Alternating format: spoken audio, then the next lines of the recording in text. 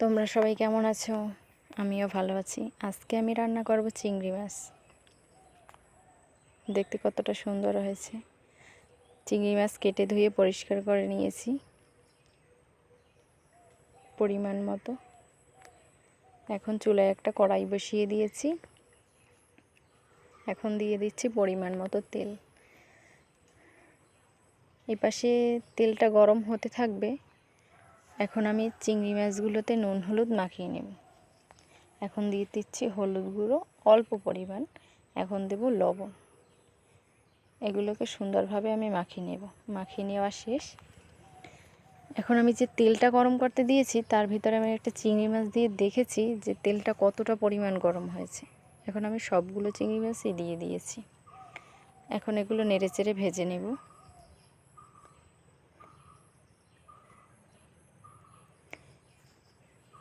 এই যে আমার ভাজাটা কিছুটা হয়ে এসেছে। এখন উল্টে পাল্টে ভেজে নেব চিংড়ি মাছগুলো। এগুলো ছিল বাগদা চিংড়ি। চিংড়ি মাছ আমার মোটামুটি ভাজা হয়ে গেছে, দেখুন।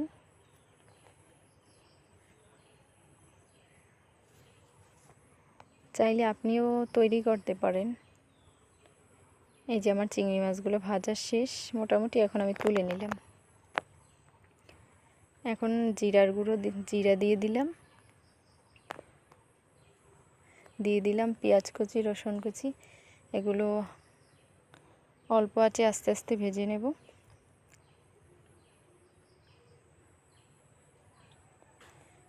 আমার ভাজা শেষ। আমি অল্প একটু জল দিয়ে দিয়েছিলাম। এখন দিয়ে দিচ্ছি হলুদ গুঁড়ো, 1 চামচ মরিচের গুঁড়ো দিয়েছি, কারণ এটা আমার ছেলের খুব পছন্দ চিংড়ি মাছ, তাই বেশি ঝাল দেব না, তাইলে তো আবার সে খেতে পারবে না। এই যে আমার মশলাটা কষানো হয়ে গেছে। এখন ভেজে রাখা চিংড়ি মাছগুলো দিয়ে দিচ্ছি। এখন আরও একবার কষিয়ে নেব।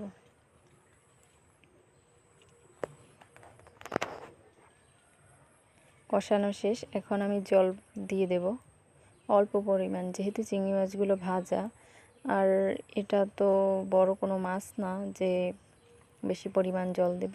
অল্প পরিমাণ জল দিলেই হয়ে যাবে কিছুক্ষণের মধ্যে। এই যে চামচটা, এটা আমি পিঠে ভাজার চামচ, দিয়ে দিলাম লবণ।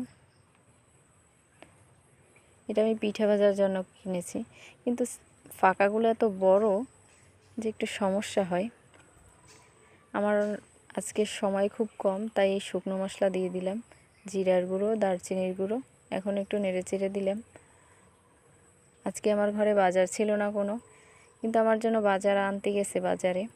এই যে চিংড়ি মাছগুলো হয়ে গেছে, দেখুন দেখতে কতটা সুন্দর হয়েছে, খেতেও খুব ভালো লাগবে।